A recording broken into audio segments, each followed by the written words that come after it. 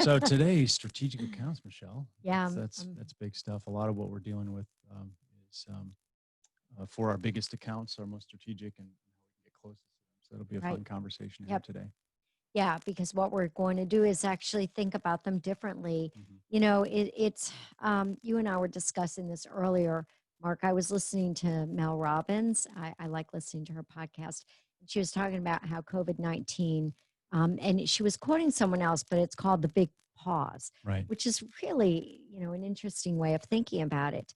And, I know that we have paused in our own business, Hmm. to reflect and think about what does our go to market look like? And as we think about our clients, what does their go to market look like? How has that changed? And that's really some of our thinking today, isn't it? Yeah. I mean, it's about how you think, and I Yep. think the big pause is a good way to describe it. I think for us, especially during March, it was a great time. I don't want to use the word great, but it was an opportune time to stop and think about what we're doing. And in the regular world, you're so busy and just jamming so hard, you don't do that.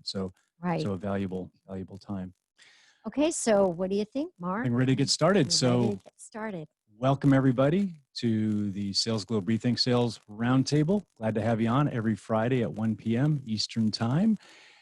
And that would be what, 6 p.m. Oh, GMT for the gosh. people having cocktails over Yes. there? Yes. And I wish I had one in my hand right now. I say it, I think, almost every week, but I need it more with each week that goes by.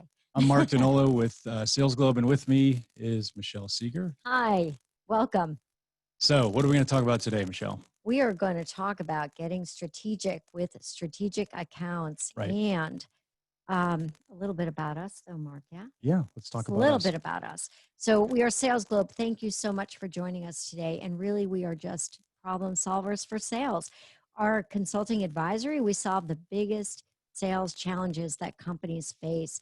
You'll see that we wrote a few books down there, and actually, we are going to be talking about this one today, Essential Account Planning. Mm-hmm. We're pulling out some of the concepts there, and we have reframed some of the thinking, just like you all are, and we are looking at how COVID-19 has changed and reframed the view that we have on strategic accounts. So, we're going to be having a great discussion with you today. Thank you for joining us. And as we look at our topics, getting strategic on strategic accounts. Right. So we're going to the big rolling whiteboards this week, Yes. Michelle. So as we've talked to people about before, a lot of what we have around the studio here at Sales Globe is stuff to write on, right? So That's right. we get out the markers, we're writing on walls, we're writing on whiteboards, but it really frees up thinking. And so we try to get off the PowerPoint, try to get off the Microsoft Word and kind of open up the ideas. So this week we're thinking about strategic accounts because it's Right. so important and they represent such a large portion of our business. So we're going to talk about a few different areas, but I think, Michelle, what we want to do this week is give everybody some ideas, some things to think about, some concepts you can take with you for how you think about strategic accounts. Yep. So this is not going to be about, well, here's what an account plan looks like, and you've got these lines and fill in the blanks, and grade your relationship strength with the buyer. None of that. We're going to talk about how we think about these accounts and how we can help them. So I just want you to Right. pick up a few ideas along the way as we're going through this week. That's right. So we're going to start with why strategic accounts. And as we said, what's different with Mm-hmm. COVID? So we spent a lot of time talking to our customers. We have done some market research. We have, everything that's been going on in our business and spent a lot of time really, really going through this, haven't we, Mark? Mm-hmm. Just in what that needs to, or what that can look like and things for you to consider. So how should we think about our strategic accounts? And then finally, how we can make a plan, right, and take action. And we're going to give you ideas and things that you can do to plan and take real good action today. Good. All right. So let's jump right into it here. Why strategic accounts? Well, the answer may sound obvious, but these are our best customers in most cases, and they're the ones that we have the most insight on. And you think about the Pareto example that you see up there. Yep. If you look at the percentage of accounts and the percentage of revenue or the percentage of potential or opportunity, these are the ones that make up the most. So, right, 20% of the accounts, 15% of the accounts make up 80% of the revenue, 80% of the potential. So the idea is if we're focusing on them, that's going to have a big influence on their business and a big influence on our business. And Michelle, we've been talking about this idea since March about stop selling and start helping. Right. And you can't really help as effectively en masse as you can account by account and understanding the situations in each of your clients, each of your customers. So if we're focusing in, we're going to get a lot more effective. And so, Mark, I think what's really interesting here, if we look at this, we talk about when we look at accounts, we look at retention and penetration typically. Hmm. But you've got, I asked you this. I'm like, Mark, I noticed you put penetration one, two, and three. Right. And we had a great conversation around that. And really, what we discussed was mostly we look at our strategic accounts in aggregate. But what the idea here is breaking it down, Right, right. right? So where you might look at in this idea of how your accounts grow and how we grow those accounts, Right. where you would typically look at retention and penetration and new customer selling or acquisition, break apart those components of growth. With Mhm. strategic accounts, we actually want to break them into several P's, several penetrations. So we've got product penetration, we've got buyer penetration, but we've got penetration by different buying points, different divisions within the account. And Michelle, we were talking about an example earlier. Yeah, I got a great example from a client of ours. So, a beauty products company, and they manufacture containers, right? So, think about lipstick containers Mhm. and mascara containers. And so, what happens in that business is there's a lot of fads, right? And there's a lot of new technology that comes out there. And by the way, what they sell is branded as well. So, I'm going to bring up, the Kylie Jenner line because this was a great example. And so when they were looking at how their accounts were growing, they saw significant growth in a couple of their big accounts. But when we broke it down and we looked at where they were penetrating, what we found out is that as the Kylie Jenner brand had been exploding on Instagram, and people, there was a high demand for that manufacturing and for that product. It happened to be lipstick. They basically took their eye off of these mascara, the things to put mascara tools, and putting that on the products for that. You know what these things are called. You use them I every know, day. right? A mascara brush. I don't know what's wrong with me. I do use it every day. And I found out all about mascara brushes. Anybody want to know anything about that? I was on that project. Just ask me, I'll let you know. But the point being that they lost the mascara business, which was one of their core things, and it got taken out from right underneath them, truly. And so until we broke it down and looked at it that way, they had no idea. And so these trend products were coming in, but then they were losing their core. Hence why you want to look at all your products and services. Right. Yeah. So the thing that we hear too much is, okay, we've got 100% retention in that account, Yeah. and we've got this much penetration, but they're not breaking it out into the child accounts. So think about parent Right. or grandparent account, parent account, child account. Break it down to those child accounts and look at all your sources of revenue. So you got to break that out. And these are the accounts that have the most untapped potential. So Yes. Yep. situation after situation, Michelle, what we see in project work is those strategic accounts are not highly penetrated. And so, all Yes. the glory is about going out and winning new accounts. Well, there's a ton of opportunity there, and we understand their needs. So these are the It's the ones we're closest easiest to. So if path, you look at isn't it? the concept of helping, not Mhm. selling, well, you have to understand their needs in order to be able to do that. Right. Okay, So, so key points when you look at your strategic accounts, you want to look at by product, by segment, right? By buyer within mhm, your company and understand what's really happening there. And why do we want to focus on key accounts again, Mark? Strategics? Because they're easiest, right? Especially in an environment like this, we know them, right, right? right. And so we know their needs. We traditionally will know the buyer. And one of the things, though, is that you can't look at them the same way, and that's what we'll be talking about now. Yeah, We're and kind of and when we segue think to about that. this COVID period too, this has been what companies have done that have been successful as they focused in on the customers that they're closest to. So it's Right. really made a difference in being able to make those connections and show the empathy and understand what they need. So when we talk about looking at them differently, Mark, talk to us a little bit about that. Yeah. So what's different with COVID? So this is a Right. different environment. There's a lot of uncertainty. We're going to talk about the idea of the salesperson of the future, the problem solver, in a little bit, Michelle. But these accounts, they need insight. Yeah. You are positioned to provide that to them because you know them the best. You need to know what's changing in the market and what's changed around segments, Mhm. and they require a long-term view. So, again, we were talking about this months ago. We're not trying to accomplish, big wins necessarily close in. What we're trying to do is we're trying to build a relationship. We're trying to be aspirational. So that's one of the areas we're going to talk Right. about later, is being aspirational. So this great NCAA basketball coach, I won't name him, but he did say, it's a great saying. He said, play the game, not the score. Right. Mhm. So don't think about where you are. Yeah, it's important, but think about how to play the game correctly and how to help correctly and how to work correctly with these accounts. Okay, so that reminds me too, just another hint for you guys in case we happen to like Simon Sinek. I do. Also, this reminds me of the infinite game, right? So the finite game says, I'm going for this one play, but the infinite game says, okay, how are we helping? Right. And what does the long term relationship look like? So Hmm. this is really all about playing to win at what's an infinite game. Hmm. All right, so let's take a look at the market. So first step Yes. is, well, you know who your accounts are, but let's understand what's happening in the market to them. And we took a look at this a few weeks ago. I just want to flash this back up on the screen. And what this is this is change in overall spend, and this is indexed back to June of 2019. So we took this back about a year. This is from our partners Cortera. We'll show a few of their examples here.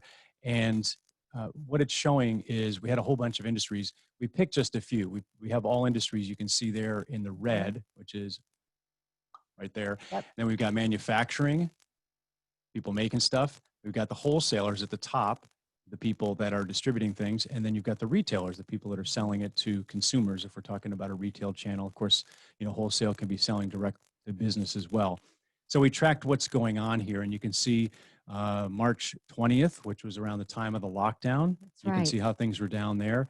And then where you can see right here, and I'm just going to swing over to the Yep. side a little bit, you can see July of 2020. And what this is showing you is that wholesale and retail, where they were up a couple weeks ago, they're coming down a little bit. And our big concern was manufacturing may not be keeping up with them, because you could see manufacturing was heading down right Mhm. here. But we're seeing most recently manufacturing picking up and perhaps starting to converge a little bit with wholesale and retail. So it was looking like perhaps inventory levels are going to be going down, and Right. manufacturing wasn't going to be fulfilling on those inventory levels. And then separately, what you would see if you look at transportation is challenges with supply chain, right? How do we get Right. things out to customers? So why are we looking at this macro view? Because it's important to have a big view to know what's happening with your customers Mhm. in their industries and in their supply chain. So if you can have some of this information, some of this view, then you can start to be a little, forward looking about what you want to do, and understanding what they're going through.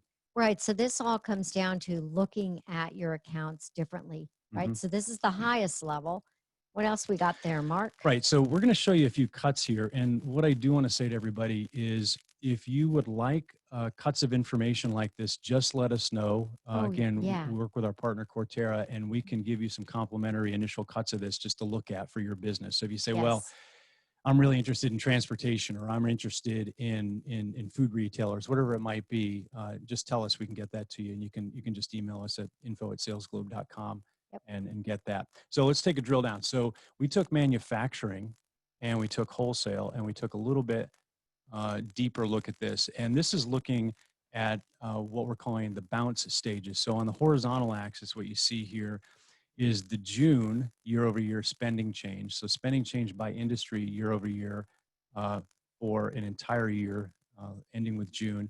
And on that vertical axis there, they taught us in business school, you call that the That's y-axis. right. What you'll see is the month over month bounce. Yep. So that's the May to June bounce. So right in the middle is zero. And if they're above that zero, they've gone up from May to June. And in the center here, as we showed you before, to the right of that is the positive spending change year over year. So within manufacturing, what are we saying? Well, computer and electronics, you can see off to the right. Now you can't read these words right now. I know they're a little bit small here, but we can get this to you. Food manufacturing is up. Beverage manufacturing is up. Some of this we know about. Um, and then also general miscellaneous manufacturing is up. So depending on what your customers are involved in, you can literally go through and pick the segments and go, okay, I know who's Right. who's getting a bounce now and who's Mhm. got some positive outlook. And I'll mention this is spend information. So this is not just what they're selling. This is what they're buying. So it's indicating that they're buying for a reason. So they're, Right. things are picking up or things are not picking up. And the spend information is broken down by product categories as well. So we can see, wow, their spend is increasing on transportation, like we saw a couple weeks ago. And so we know what kind of transportation, truckload, less than truckload, et cetera. Some of the ones that are down a little bit lower, petroleum, Mm, traveling no less, right? surprise, right? Yeah. Um, and also hmm, printing. They're printing. Yeah, so we're not Oh, printing right. stuff as much. So Printing is down. That's that's right. quite interesting. Yep. And I want to drill down in one other here, which is wholesale. Okay, so you'll see same axis, same layout. What's up Mm, in wholesale? Machinery, wholesale machinery, um, and also hardware and computers are up, and also beverage and grocery is up. You see, those are up. And then, interestingly, Michelle, way on the bottom, apparel. mm. So we're not buying as much clothing, We're not. People are home, right? right? So it's, it's a little bit, they're not buying work clothes, I don't think, the way that they were. It's summer, Yeah. just kind of hanging out. Yep. So what's real powerful about this is, again, like I said, get the radar screen, get the view Yes. of what's going on the market, and you can get some very specific information. These are just little dots, but behind every one of these dots are many companies and many line items behind these companies, so you can see exactly what's happening by purchase category. So you can say, well, are they buying our Mhm. stuff? How's it looking for us? And we're picking some broad categories here, or some categories here that we know you can relate to. So Right. apparel, Yeah. right, and petroleum, and why. And then because we can create that parallel, we know that a lot of technology is up because again, people are at home, Hmm. right, Hmm. working from home. So more personal computers being purchased and things So, like that. so that's a little bit about the who, Michelle, Yes. right? But Yep. let's go a little deeper on who. And I want to show you an example. I'm going to borrow this from, uh, let's see, here we go. I want to borrow this example from Jeffrey Moore, Crossing the Chasm. And we'll get into that in just a second here. But how we should think about our strategic accounts and who Right. they are, Yeah. right? Yep. So knowing what segments to target, we talked a Hmm. little bit about that, and then clarifying our brand, so who we are to them. and Right. and next week we're going to get deeper into this on being able to tell your brand story and understand your personal brand, understand the brand of your organization. So our guest next week will bring us in deeper on that, so we'll go into that. But I want to focus for just a second on this: who values what we offer. And you'll see Yes. just at the bottom of the screen right here. Yep. And this example here from Jeffrey Moore, Crossing the Chasm, Hmm. was a book he wrote years ago. And Simon Sinek mentioned this recently in his book, Start With Why. Who values what we offer? Okay, so if we have a good, sharp, unique value proposition, Right. we want to think about not just selling everything to everybody. We want to think about who's going to value what we do. And Jeffrey Moore brings this idea up here in the law of dispersion. And you guys are probably pretty familiar with this. You've got your early adopters, you've got your early majority, you've got your late majority, you've got your laggards, and everybody tries to sell to the mass market. What we want to do is we want to understand what is it we're providing that's unique to the market and special to the market, and who's going to care about that, who's going to value that. And those are the ones that you would say they get us, they get our value proposition, and they're the ones that'll pay a premium. They're the ones that you'll get more deals, a higher win rate on deals. They're the ones that Yeah. will become raving fans. They're the ones that will become recommenders of what you do. That's where you want to focus. The late majority, everybody wants to go for the mass market. Those are the price buyers. That's where we're making concessions, right? Right. And the who here is not just the companies or the industries like we saw in that prior example. It's people. It's those buyers that understand what you do. So in the major accounts, the strategic accounts, you want to be looking at those individual people that get what we do. So let's just spend a minute exploring that a little bit and Hmm. take it down to reality, right? So you've got companies like I did a lot of consulting in the paper industry, you know that. Right. And so I thought about that and I thought about, this pulp and this bleach board and this crap paper and the things that are raw materials used to make other things. They look at it as highly commoditized. Everything is on price and they've got this big late majority buyer, if you will, right? And as I really thought through this, I thought, well, wait a minute. They don't really have to compete on price. If they really thought about something else, which is this, who they are and their why and the value proposition. So I know there are very specific manufacturing companies out there that go through a lot of effort, Mark, to replant, and that they won't harvest certain hardwoods and mature trees. And they're very focused in the environment because they're not looking at it as a short term view, but a long term view.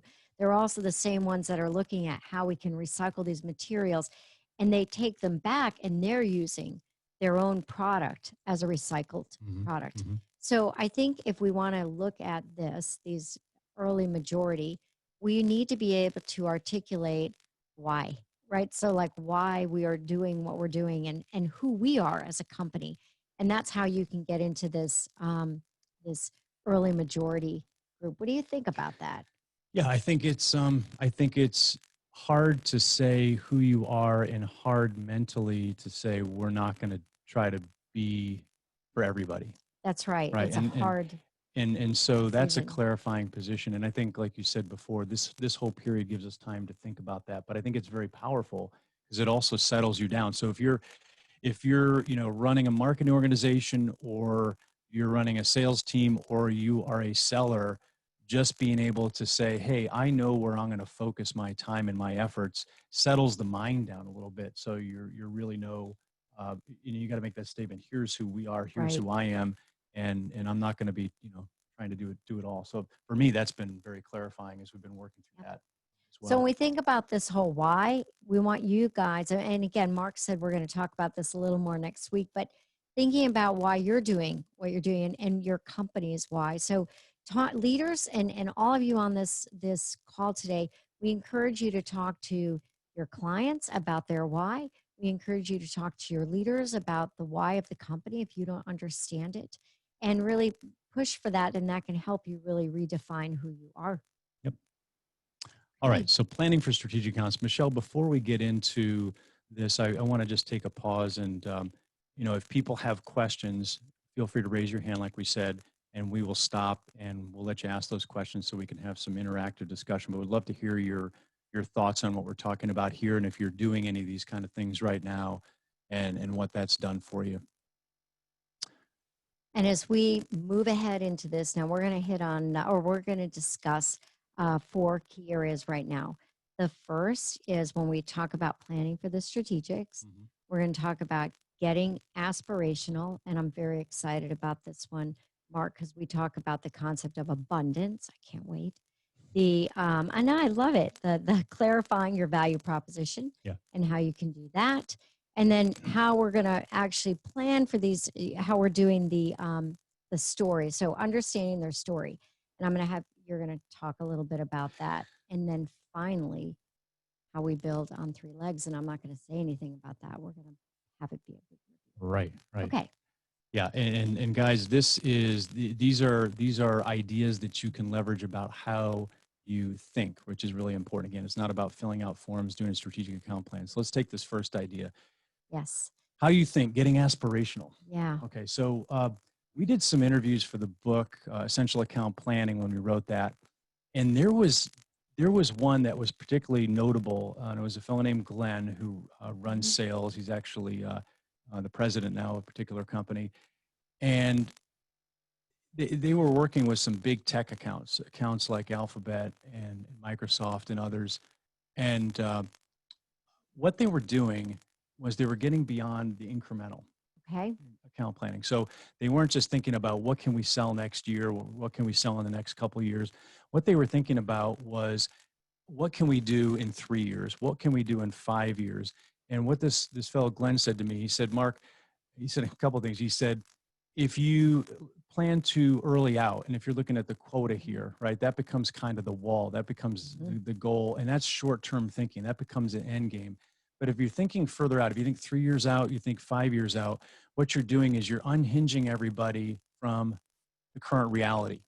So what they're Yeah. not doing is they're not thinking, what's that going to do to my goal, right? Right. So, and he also said another important thing. He said, if you think tactically, you will make tactical decisions. But if you think strategically, you will make strategic decisions. Mm.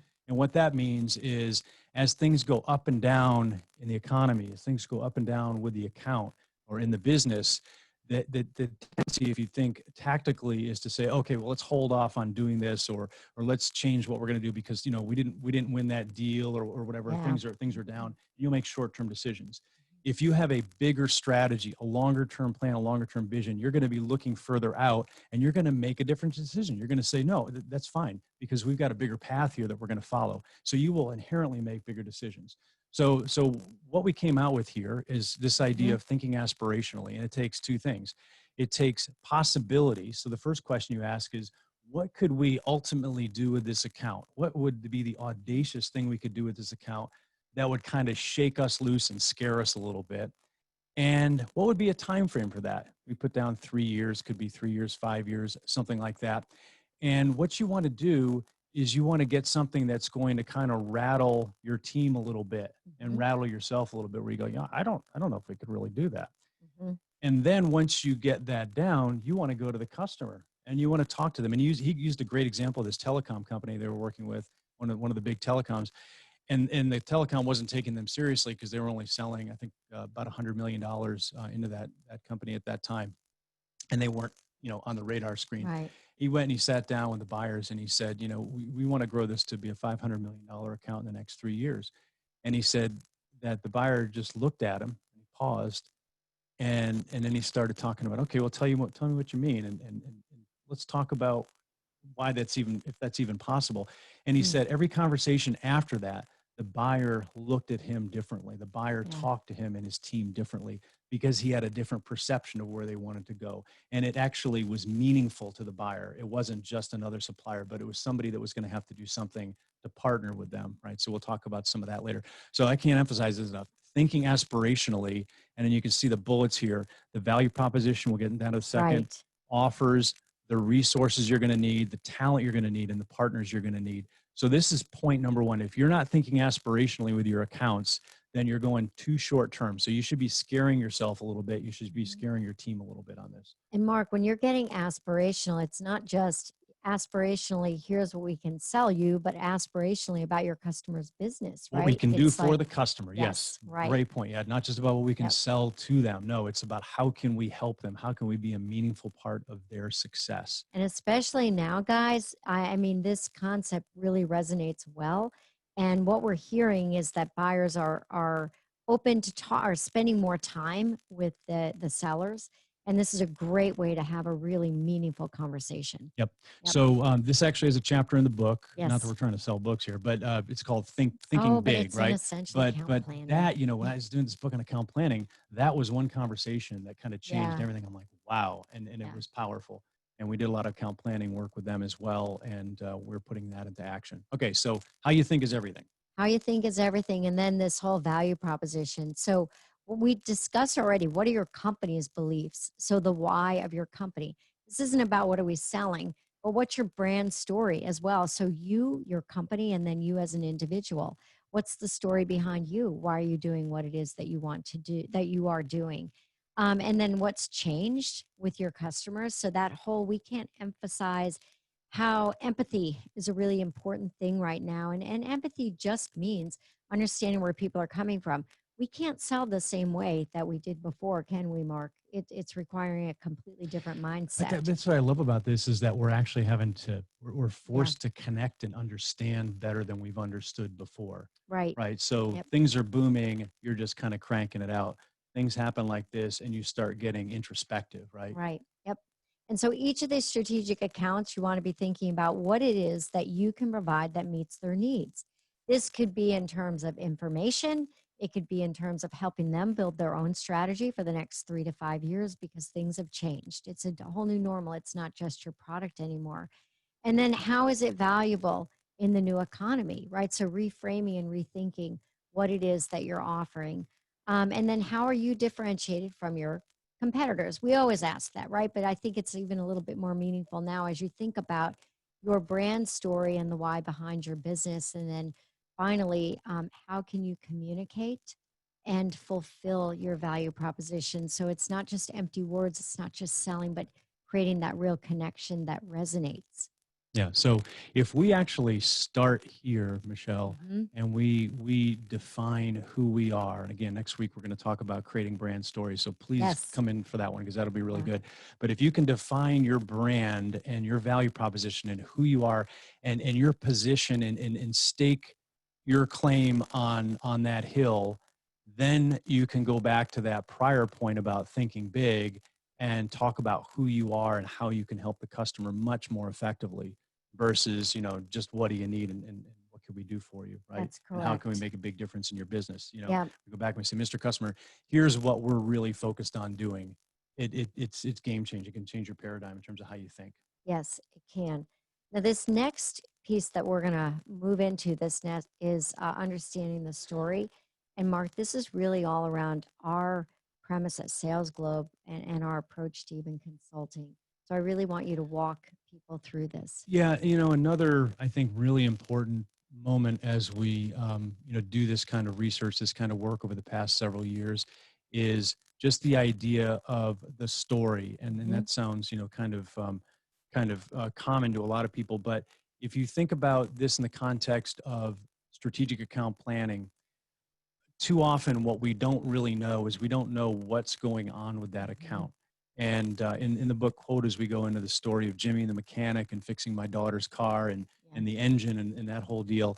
And the big difference it made with Jimmy and the mechanic was, and you have to read it to know the whole story, but is he was asking the right questions and he figured out and he unraveled a whole mystery that changed everything that everybody else we talked to didn't figure out. Yeah. So I want to give an example of this sporting goods company that Hmm. a great client of ours, great partner of ours. We have been working with them on strategic account planning over Hmm. the past year or That's so, right. and they go in and they work with major buyers.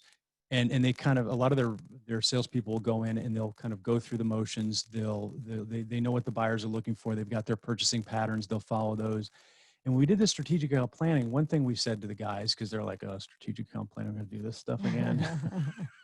There was They like this, kind of did. They're like everybody another stiffened up and there was spreadsheet. this What? resistance, right? You could feel their backs stiffen up and they're looking at their watches. And we said, no, forget all the math, forget all the gross margins, Mhm. forget all the stuff up front. We want to understand two things. Okay. The two things we want to understand are the story of your customer and then what you can do about it.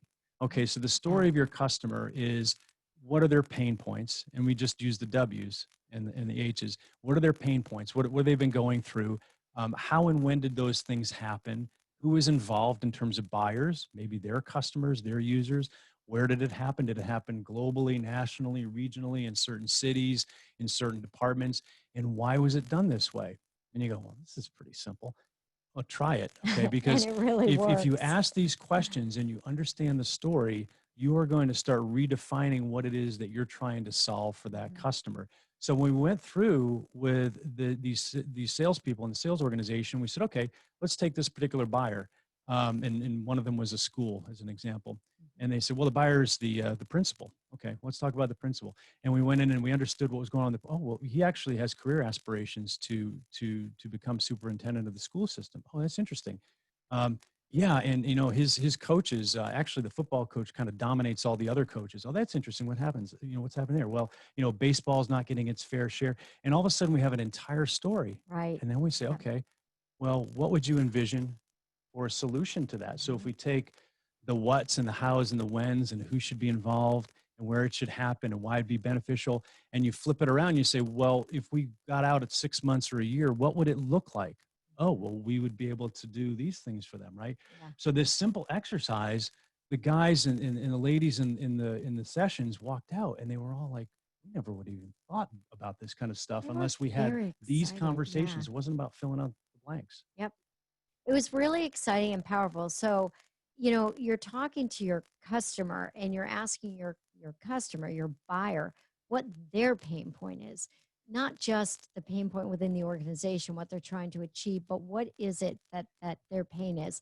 And it completely did change the conversation and something that they did not think that they could accomplish. They were actually able to achieve. So, if you remember in that case, Mark, that particular seller didn't really even know what to go back to that person with. And now they had a complete offering plan, was very, very excited about that. So Hmm. it's real and it Hmm. really works.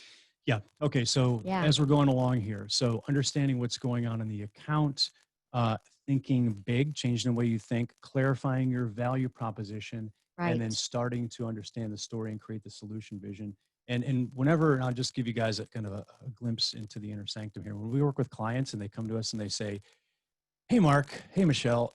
What's going on in terms of what companies are doing about quotas in COVID-19? Because we're thinking we need to lower our quotas, Yeah. or maybe we don't need to lower our quotas. What should we do?" Right?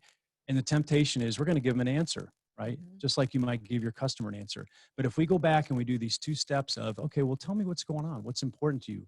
Why? How did this happen? We know what happened in COVID-19, obviously, Right. but tell me about the people. Okay, let's roll it ahead 6 months or a year. What would a good solution look like? Well, we'd want to build, goodwill with our salespeople, and we want to build high retention when this is all over. Ah, okay. So that changes the way they think about the answer. So Right. just doing these Yep. two simple steps just changes the way you think. It It changes really your starting does. point. Changes the complete conversation. Now we have a new idea we were going to have people that we're thinking about, Mark. And this is building the account on three legs. And this first came up, this idea, on one of our very early roundtables. So we had a roundtable right after the shutdown, and it was really it was quite a lot of CEOs were invited to this roundtable. And we talked about the concept of, okay, we're selling to our customers, but they really weren't buying at that time, right? So we started to discuss and explore what ended up this building the account on three legs. So not just what can you sell to your customers, but is there something, this is radical thinking, that you can buy from your customers? And then, thirdly, even better than that, are there opportunities for you to partner and sell together with your customers? And I remember the CEO of a cybersecurity company who was extremely excited about that partnering and selling idea Mhm. and was immediately going back to his team with that because he was able to understand how their particular product and service could fit with some of their customers to create a whole new offering into the market. So this is just a whole new way of thinking when we talk about getting into a partnership. What is it that you not only can sell, but what can you buy and what can you partner and sell your customer together going to market with Yeah, something? and so that first one tends to be what everybody's doing, sell to. Yes. That third one tends to be the most radical, and there are a couple Yes. flavors. You can partner with the customer. You can also partner with partners to help that customer. But in some of the great examples we've seen, some of the great examples we've worked on, it's been just again that paradigm change of, okay, who is their customer and what can we do to help them sell more, or is there a competitor or a pseudo competitor that we can go to? And I've seen you do this a few times, Michelle, and we're like, well, that's a competitor, we can't go there. Well, I why not, right? So we go to the competitor, do we it all the talk to time. them, and we say, can we put these couple of pieces together for the Yeah. customer? And something happens there, because it's radical, because nobody thinks of doing it, because everybody's got their lines of defense and their lines of thinking set up, right? Yeah. So big variable that you can change here, who you're working with and how you're working with that customer from a partnering standpoint. So Yeah, and I yeah, just very want powerful. to, I have to comment that I love this illustration. It resonated with me a lot simply because when it's camera or a tripod, you think about these three things. But I said, wow, it gives me a whole new focus, right? So I'm looking through that camera and I'm kind of adjusting my focus there and provides a little clarity and a whole new picture on what you can do with the account. Yep. So anyway, thank you for doing that, Mark. You're welcome. All right. So, what actions we can take, Michelle? Yeah. So, what actions can we take? One, becoming at the heart of it, becoming better creative problem solvers. And what we attempted to do today for you is show you some real tangible, practical ideas for how you can do that. The one is by looking at different types of market data. And like we said, no skin off our teeth. I don't have any skin on my teeth, though. I don't really know what that means, Mark. But anyway, it is no problem for us at all. We are so happy to provide you information on market data. If you like any of the Cortera information that you saw today, we're happy to provide it. But looking at your customer differently, Mark spent time talking about how you build a more aspirational plan that's filled with abundance. for you and your customers, just different ways. And then the three legs of the stool. So we're just trying to help you think about that. And then, of course, at the heart of it all, understanding the story and building what we call this solution vision, right? Right, right. Yeah. So And we, you mentioned a key point there, Michelle, about in a mind frame of abundance, yes. right? Yeah. You ever notice when if you're in sales, things are going well, you've got a lot of new Mm. customers, you got new projects going, and the next phone call is another new opportunity, right? Yeah. And the next email or the next, the fifth email is another new opportunity, and things keep coming, right? And you're in a mind frame of abundance, and that translates, right? That I believe that attracts opportunity, right? So if you Yes. take it in this environment, in this COVID environment, and if you're thinking about, oh man, things are tough, unemployment's high, things are, I don't know what's going to happen, Michelle. Things are looking really bad, you know. Yeah. And if you're thinking that way, things tend to not come to you in terms of opportunity, but they don't also Hmm. come to you in terms of ideas. If I'm thinking in terms of abundance and I'm thinking, look, we got a lot of ways we can help this client, a lot of ways Right. we can help this customer, and we're doing brain trust meetings, we're putting our heads together, that positive energy brings in, and this sounds, a little squishy, but it brings in opportunity. It So if does. I'm doing my Hmm. account planning, my conversations with customers, and I'm thinking in abundance in terms of, yeah, there are a lot of ways we can actually help them, stuff happens, guys. It's absolutely true. So we've seen this firsthand. Yep. So creative problem solver, the Yes, I future of know. sales. This is the future of sales. So, becoming the salesperson of the future, we do believe that that person is the creative problem solver. So, what do you do? Changing how you think. And we already discussed this aspirational and abundance. Yeah, and I'm going to stop you there. This is the most important one. It We could is. erase Yeah. all the rest of these. It's how you think is everything. If you do Yeah. the other four, and you don't do the first one, it doesn't matter so Doesn't much. matter, It's does it? extremely powerful Yeah. I think I have to agree with you. For once, I think. This is the first time I'm agreeing with you. I'm not sure. But this anyway, hour. Yes, this hour. Clarifying the value proposition. I think we spent a little bit of time on that, and we're going to show you some tools, tricks, ways to do that. Join us next week. Understanding the story, creating that solution vision, and building the account on three legs. So, this is just a little bit of the how, and it's not a complete answer for you, but some key considerations, as Mark, as we discussed when we opened this up, key things that you can take, practical takeaways. And we hope that this has been super helpful Yeah. today. So if you took these, and so probably some people that were getting on this in the beginning thought, okay, they're going to show us some account planning templates, and I'm going to catch a nap, and there's all sorts of stuff that I already know. Didn't happen. There were no templates, right? There were no templates. But if you do these five things, or you do even the majority of these five things, try them out for the next 30 days, and tell us what's happening, right? Because I guarantee you're going to see a difference in how you're thinking about things and how our customers are responding and how you're going to be successful with those customers. Yes, that's right. So next week, we talked about Pete Canalicchio. We did not bring up his name. He wrote a book, Expand, Grow, Thrive. He is going to talk to you specifically about building your own personal brand and how you tie that into your company. So please be sure to register at the roundtable. Yeah, and I'm excited about this one. I've known Pete for a number of years. He's a Naval Academy grad, been in business for many years, worked for a number of really big brand companies, Yes. including Coke and others. And when I first heard Pete talk a couple of years ago, Michelle, you know this, we went to his book presentation, and he was talking about building your brand story. And the Yes. first thing I did after that presentation is I went back to the office and I started writing it out, because I'm like, Yeah. it's all here, but we're not getting it out. And I'm just being totally transparent here. We're not getting it out. So what Pete taught us changed the way we were thinking about how we get our message out and our clarity. So go back to some of those earlier points that we That's talked right. about, defining who you are, Mhm. not just trying to be like everybody else or get into the pack, right? So So brand story important. critical. So he's going to talk about it at the individual level. Yep. He's going to talk about it at the company level, and he's going to talk about what it means during COVID-19, and the importance of being able to understand customer needs and clarify your story during this period as well. Yes, it's going to be great. And guys, we invite you to please connect with us on LinkedIn if you have not. And you know what? We are showing these videos. They're on a YouTube channel. Right. So please join us, subscribe to our YouTube channel. We would love to have you there. Don't forget, you can always ask about your tough sales challenge. Send us an email at info@salesglobe.com.